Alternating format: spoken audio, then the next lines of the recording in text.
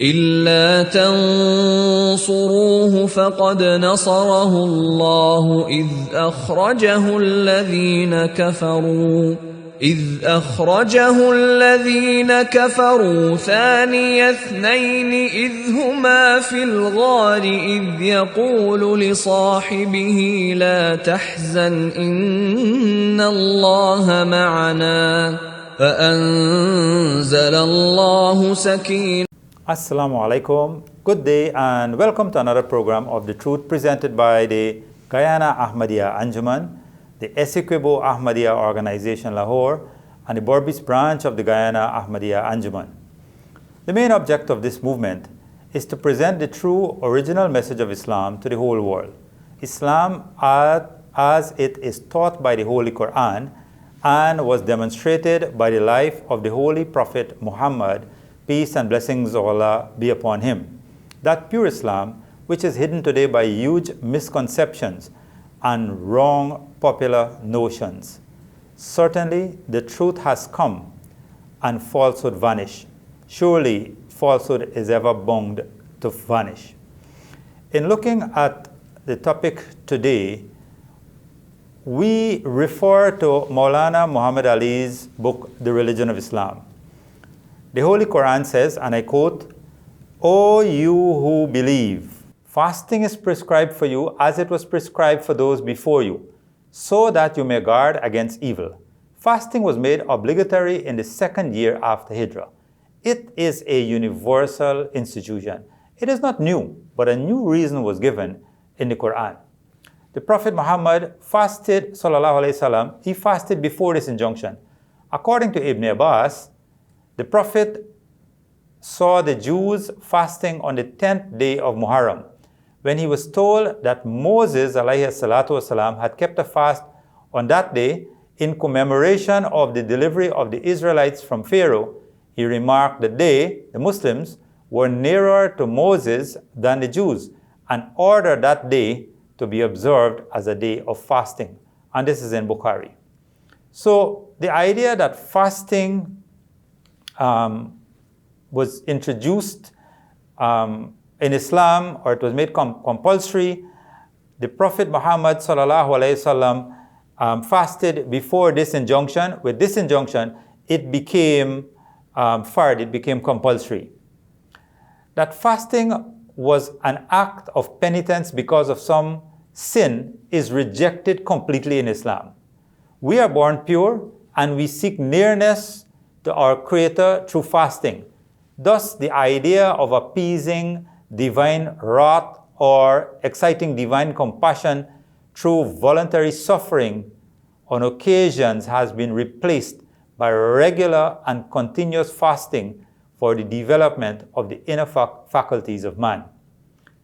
Though the Quran speaks of expiatory or compensatory fasts in certain cases of violation of the divine law, yet these are quite distinct from the obligatory fasting in the month of Ramadan and are mentioned only as an alternative to an act of charity, such as feeding of the poor or freeing of a slave. Fasting as an institution is here made a spiritual, moral, and physical discipline of the highest order. This is made clear by changing both the form and the motive.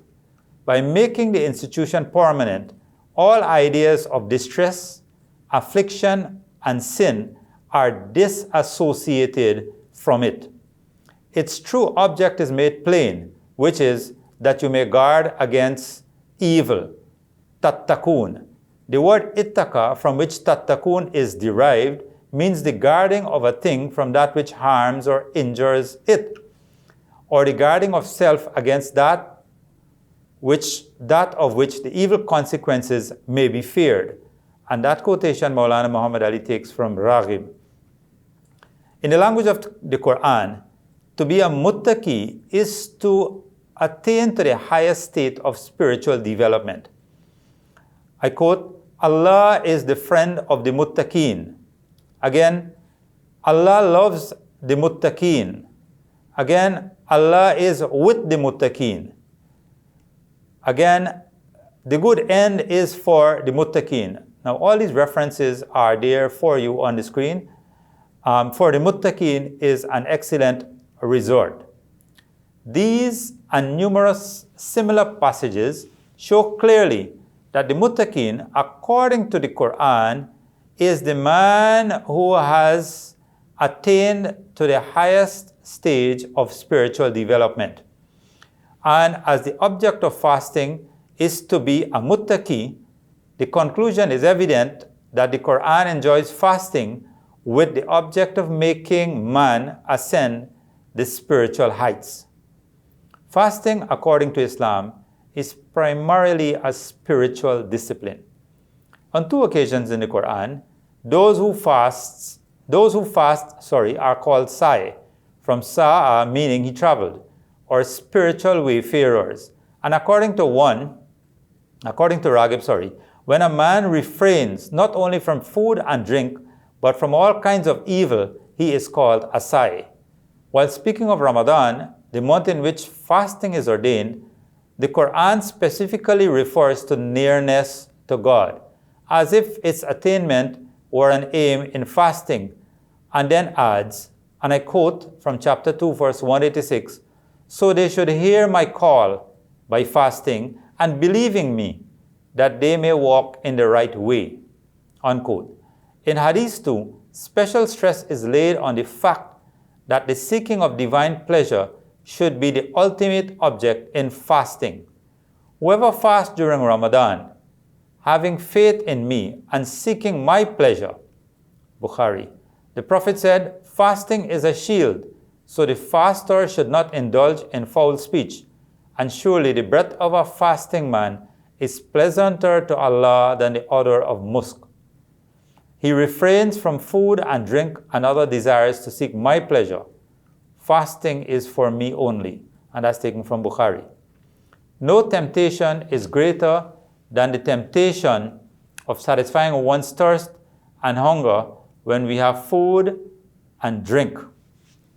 Yet, this temptation is overcome not once or twice, as if it were by chance, but day after day, regularly for a whole month, and with the set purpose of drawing closer and closer to the divine being.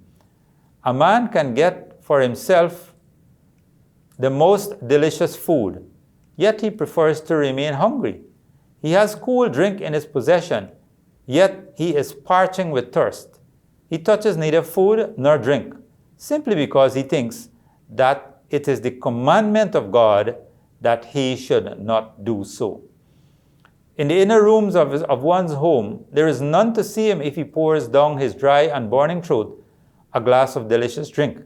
Yet there has developed in him the sense of the nearness to God to such an extent that he would not put a drop of it on his tongue.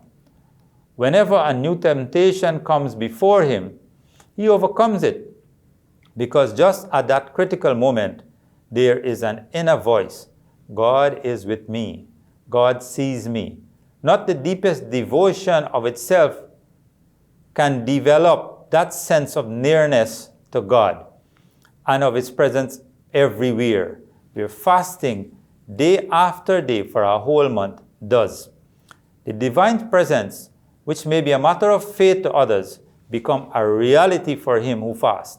And this is made possible by the spiritual discipline underlying fasting. A new consciousness of a higher life, a life above that which is maintained by eating and drinking, has been awakened in him. And this is the life spiritual. There is also a moral underlying fasting. There is also a moral discipline underlying fasting. For it is the training ground where man is taught the greatest moral lesson of his life. The lesson that he should be prepared to suffer the greatest privation and undergo the hardest trial rather than indulge in that which is not permitted to him. That lesson is repeated day after day for a whole month. Just as physical exercise strengthens man physically, moral exercise through fasting, the exercise of abstaining from everything that is not allowed, strengthens the moral side of his life. The idea that everything unlawful must be avoided and that evil must be hated is thus developed through fasting. Another aspect of the moral development of man by this means is that he is taught to conquer his physical desires. He takes his food at regular intervals, and that is no doubt a desirable rule of life. But fasting for 1 month in the year teaches him the higher lesson that instead of being slave of his appetites and desires, he should be their master, being able to change the course of his life if he so wills it. The man who is able to rule his desires, to make them work as he likes, in whom willpower is so developed that he can command himself, is the man who has attained the true moral greatness. In addition to its spiritual and moral values, fasting, as prescribed in the Quran, has also a lesson in social life, more effective than that which is realized through prayer. For example, with prayer, rich and poor, great and small, residents of the same vicinity are brought together 5 times daily in the mosque in terms of perfect equality, and thus healthy social relations are established through prayer. The commencement of the month of Ramadan, however, is a signal for a mass movement towards equality, which is not limited to one vicinity or even one country, but affects the whole Muslim world. The rich and the poor may stand shoulder to shoulder in one row in the mosque, but in their homes they live in different environments. The rich sit down on tables laden with dainties, and with these they load their stomachs 4, even 6 times daily, while the poor cannot find sufficient food with which to satisfy their hunger, even twice a day. The poor often feels the pang of hunger, to which the rich are total strangers. But how can one feel for the other and sympathize with him? A great social barrier thus exists between the two classes in their homes, and this barrier is removed only when the rich are made to feel the pangs of hunger like their poorer brethren and go without food throughout the day. And this experience has to be gone through, not for a day or two, but for a whole month.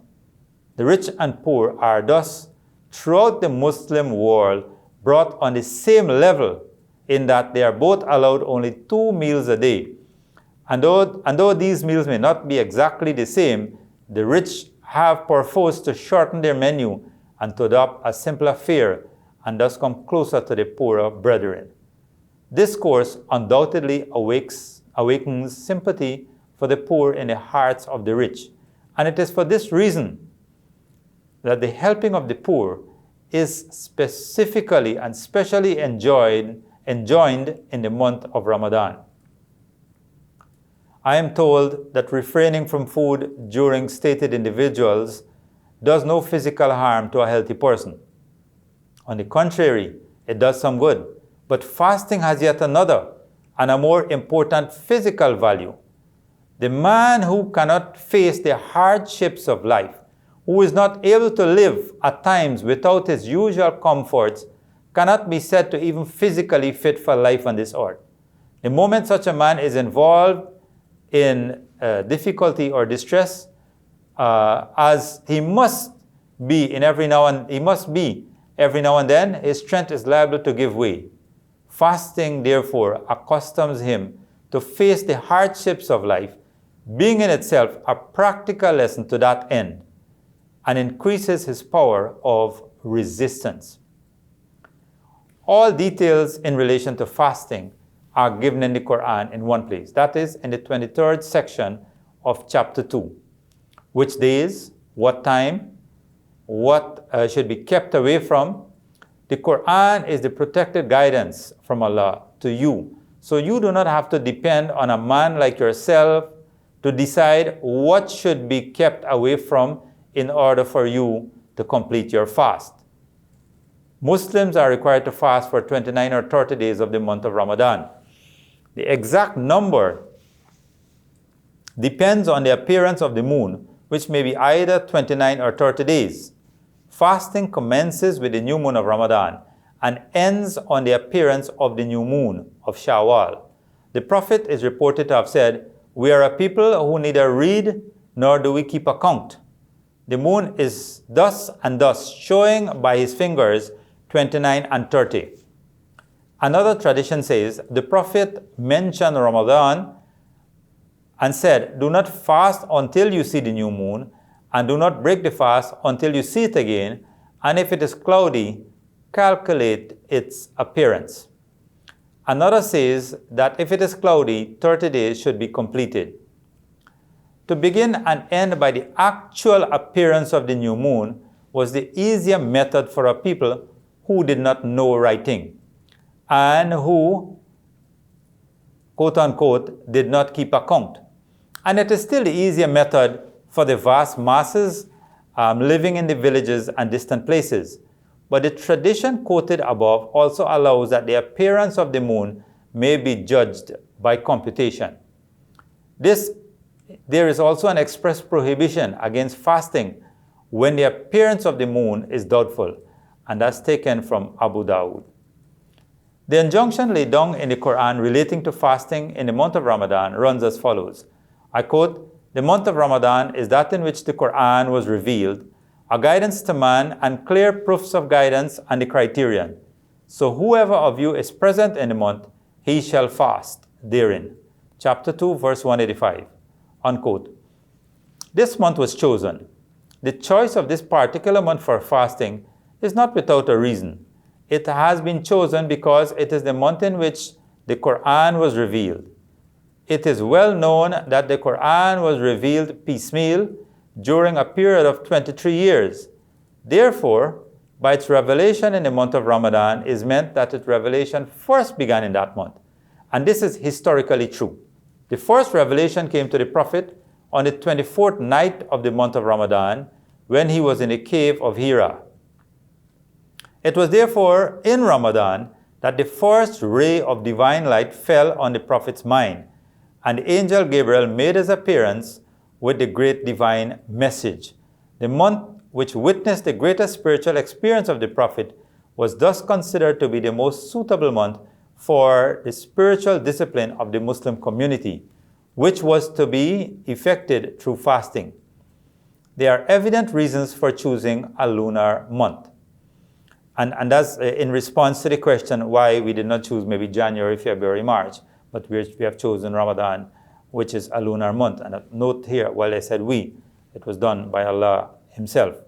The advantages and disadvantages of the particular season in which it falls are shared by the whole world.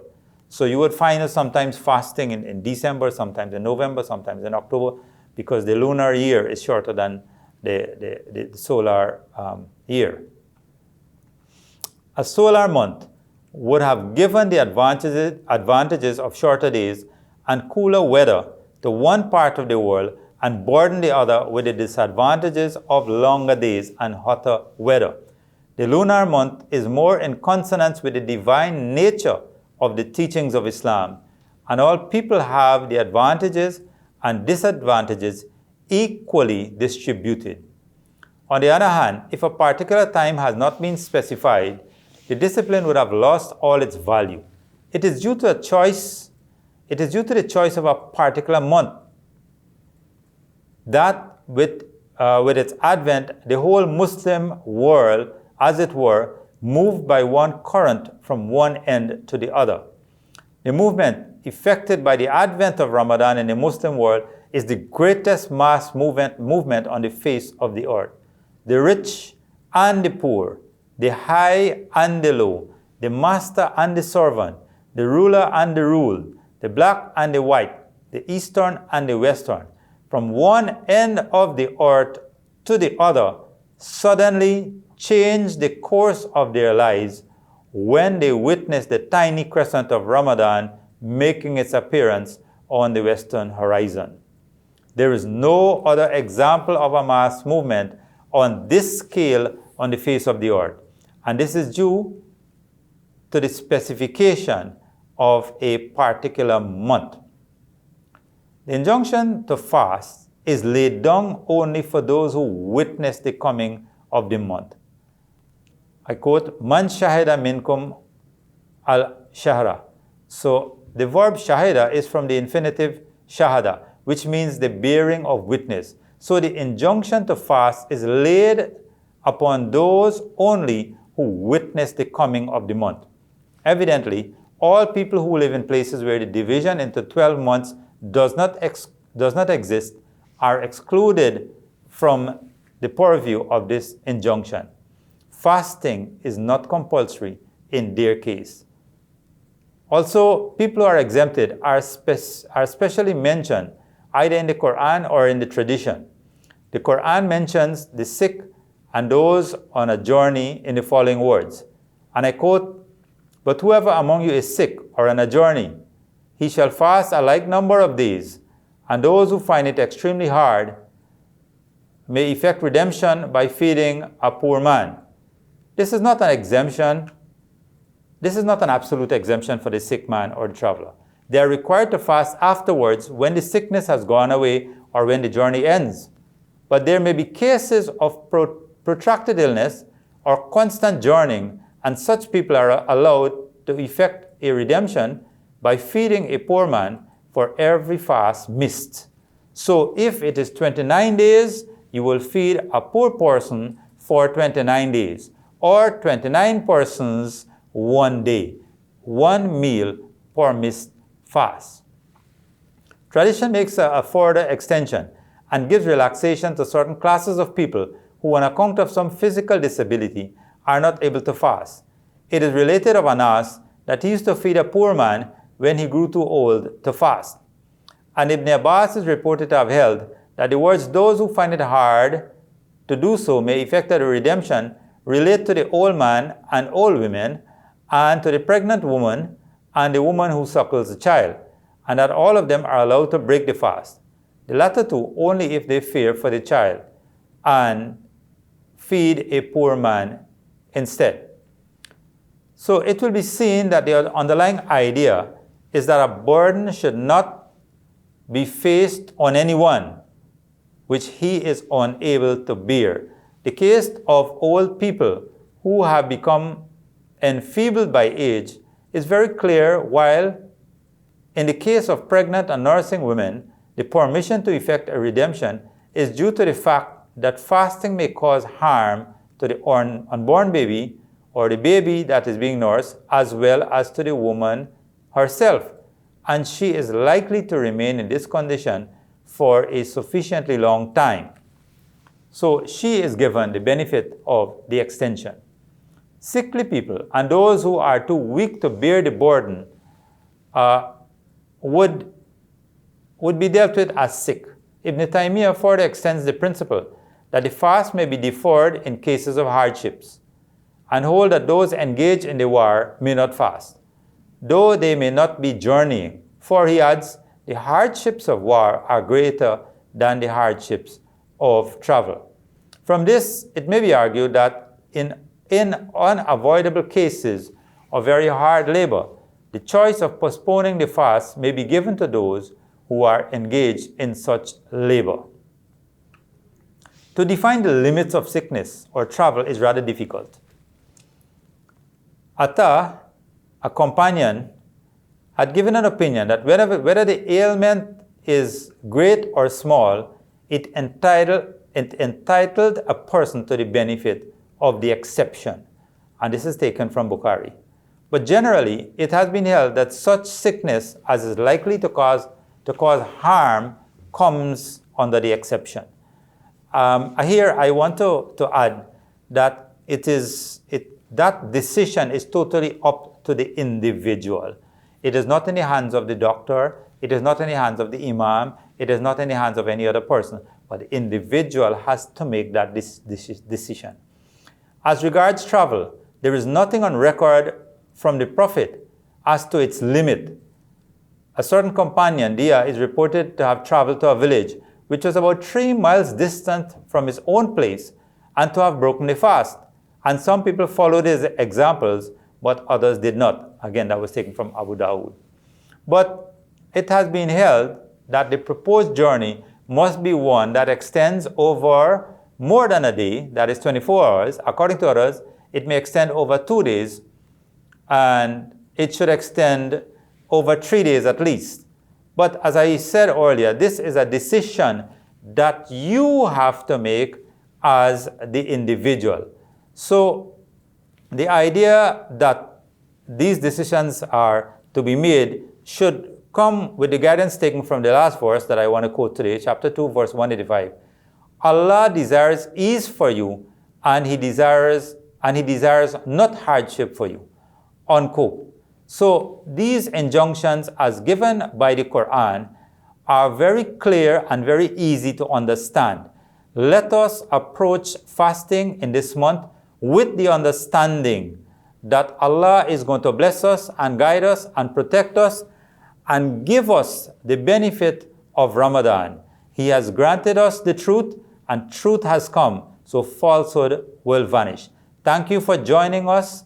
I pray that Allah may bless you and bless all your family and look after you in ways that you did not even think about. May He guide you and protect you and grant you Islam in your homes. Wassalamu alaikum wa rahmatullahi wa barakatuh. إلا تنصروه فقد نصره الله إذ أخرجه الذين كفروا ثاني اثنين إذ هما في الغار إذ يقول لصاحبه لا تحزن إن الله معنا فأنزل الله سكينته إلا تنصروه فقد نصره الله إذ أخرجه الذين كفروا ثاني اثنين